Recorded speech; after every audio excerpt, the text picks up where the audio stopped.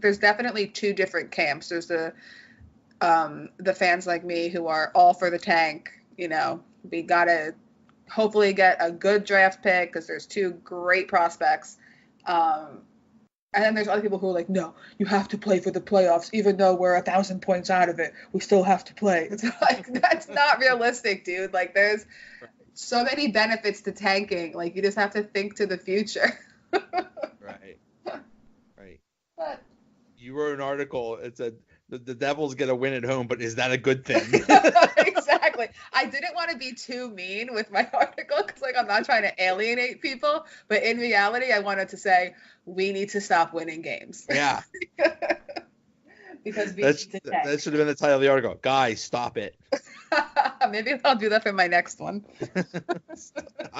guys, stop winning. You're messing it up. Yeah.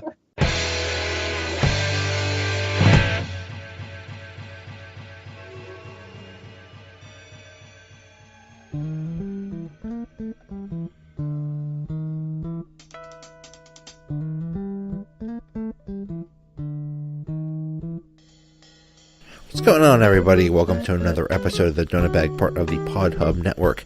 In this episode, the Penguins play the New Jersey Devils, so I thought I'd check on how the Devils are doing with Stephanie Lasasso of Puck 77 and New York Sports Station.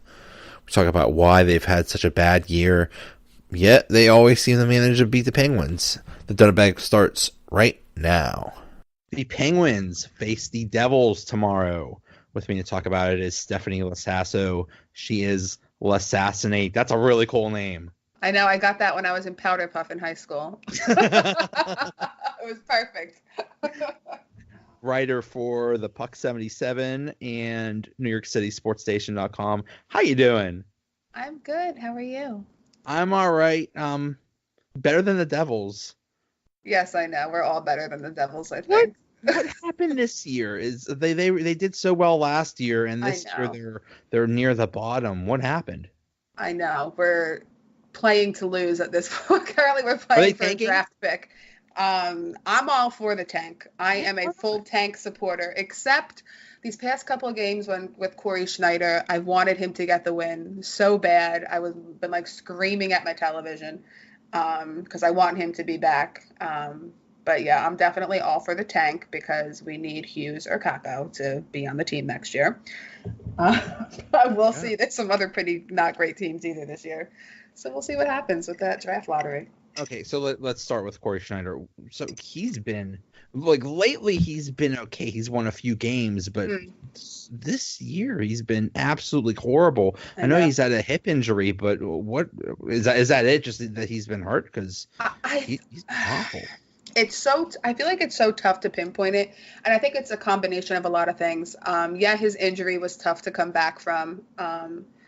And another thing that I've noticed is when he was getting the starts, when him and Kincaid were sharing them back in the beginning of the season, it was like two different teams were playing in front of him and in front of Kincaid. When Kincaid was in the net, he had goal support. The defense would actually do something. They would really support him and back him up. With Schneider, it appeared that they forgot what hockey is and that they would just throw him to the wolves. I mean, there were so many games where I think the other team scored 2 goals within a span of 90 seconds. And I just felt like he couldn't get his confidence back and he couldn't really find his game anymore. So it's been kind of nice to see these past couple of games, not we're sure he's not going to be perfect going forward, but it's nice to see him kind of get back to the old Corey Schneider, because obviously it was tough shoes to fill with Marty. Obviously that's almost like an impossible task, but he did good for a while, and then that injury I think really just plagued him, and he's had such a difficult time coming back and finding his game. But hopefully these past couple wins give him the confidence to re-find it. Maybe they play differently in front of him because they don't like him. Maybe he's one of those guys that microwaves fish in the office or something like that. Forget this guy. We're just gonna let him hang him out to dry. I know, right? Throw him to the wolves. But is that? I mean, it seems like that's like the biggest problem with the Devils this year. Is, I mean, they're just, it seems like a lot of injuries. I mean, Taylor Hall. Oh my God, he's been missing in action. I'm convinced that they're all in on the tank. He's not going to come back this season because we need a draft pick this year who's going to be good. Yeah. I'm convinced of it. It's like a mysterious lower body injury. Sometimes he skates, sometimes he doesn't skates. It's crazy. It's crazy. I would love to know what his actual injury is. I was gonna ask that. Like, I'm so sick and tired of lower body, upper body. Like, so ambiguous. Like, ugh. Like, just give us an answer. I have a friend who said that he probably stubbed his toe, and that really hurts. That's it. So yeah, it could have taken him a while to get up. Probably something stupid like that. Evgeny Malkin got he was hurt and he missed like a week, and then he came back and he kind of got into he like swung, like somebody was punching his head. It was just against the Flyers. Somebody was punching his head and he got like, he flipped out and he like almost like took the guy's head off and he got suspended a game. But they interviewed him. He's like, well my neck is hurt.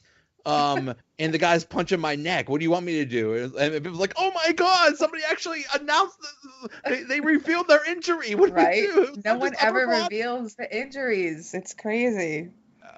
Yeah. They're like, why did you do that? Now they know it's hurt. Like, come on, people. I know. But so what do you think the Devils will do at the trade deadline? I mean, since they're in for the tank, they might as well just get rid of anybody, right? Yeah. I know there's some, I think that one of the definite players who is probably going to go is Lovejoy, because he has value still. I mean, they got a really good return for Brian Boyle when he went to the Preds, a really good return for like a fourth liner. So I don't know if Lovejoy would get the same kind of return, but I think that Shira would definitely, I mean, he's obviously made it clear that he's interested in talking to players, except he's not giving up Taylor Hall anytime soon. But I think Lovejoy would be one that could definitely go. And another one, there's a lot of mixed emotions about it, but Marcus Johansson. I think he does get hurt a lot, which is a negative, but he's really seasoned and he's a solid addition to any team. He can produce, especially lately. He's been super hot for the Devils, and they might be able to get something really good for him. And I also have a person who I'm against, Keith Kincaid. A lot of people don't like that. I don't think he's good. Last year I think was a fluke and he got lucky. I think it was really Taylor Hall that led the team during a playoff push last year. I just think Kincaid got lucky. I would like to see him get traded. I don't know what team would want him because I don't know what value he has. In my opinion, it's not much, but my opinion doesn't really matter. I would like to see him go at the deadline. I would be very happy to see that. Kincaid has been awful. Like, I know. Like Schneider's hurt. At least he has that excuse. He has an excuse. He had surgery, like hip surgery. That takes some time, especially as a goalie. You're got moving around, whatever. Kincaid is just, he's like a backup goalie at best, maybe in the AHL. I just can't stand him. He's not my cup of tea. Yeah, he just horrible. But I know. It would not surprise me if Ben Lovejoy ended up back with the Penguins, because he's been with the Penguins a couple times now, and we love him. So yeah, we'll take him probably. He's a strong player, and he definitely adds something. So yeah, I think it would be a good trade.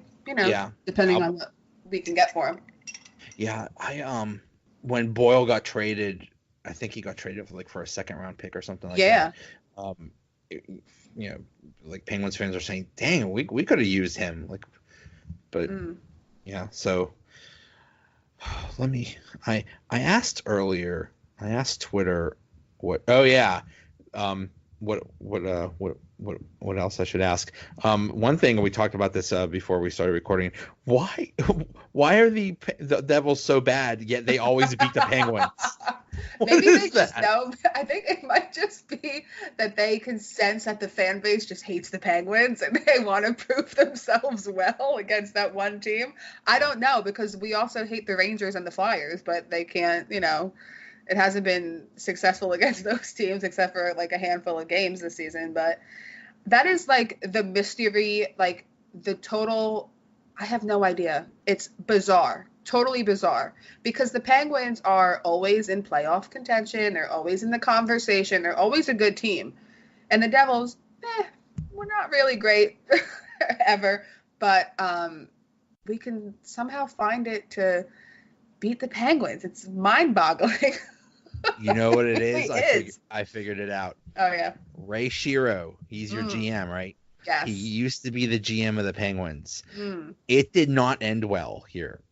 So he probably like has told them like all year, like right? At the beginning of training camp, it's like, guys, I don't care if you win 3 games this year, just those 3 games better be against the Pittsburgh Penguins.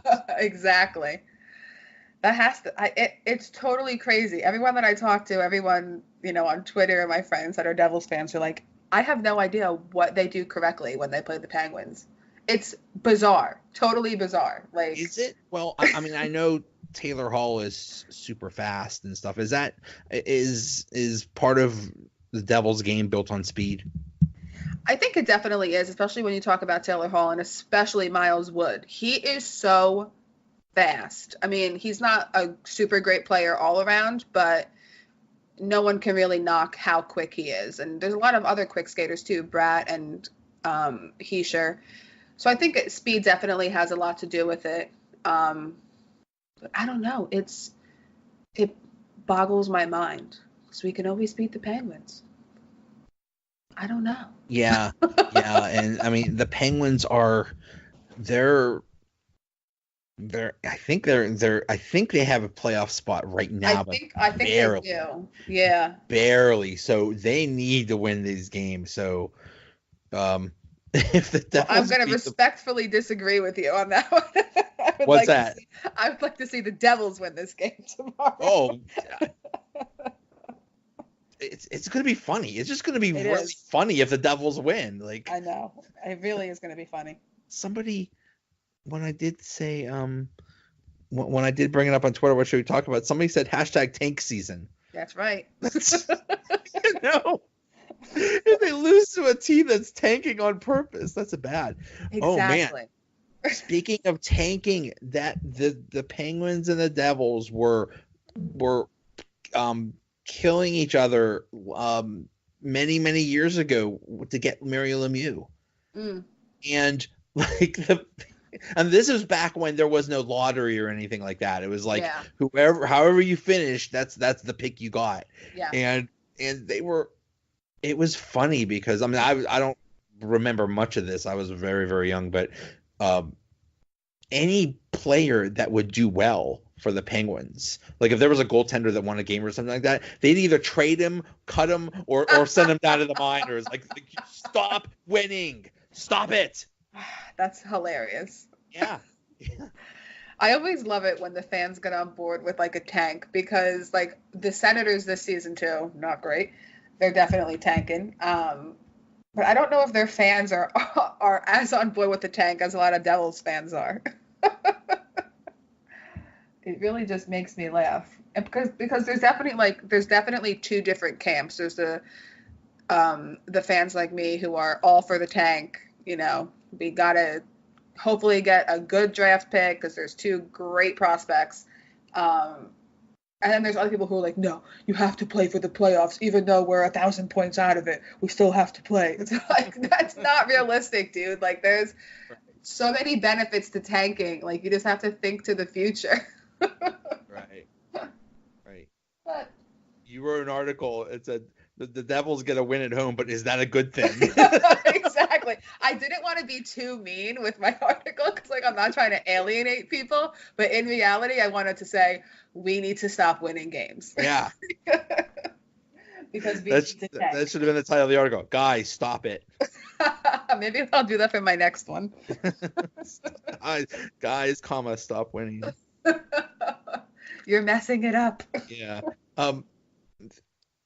Did I see they're having a bobblehead or something of the Seinfeld dude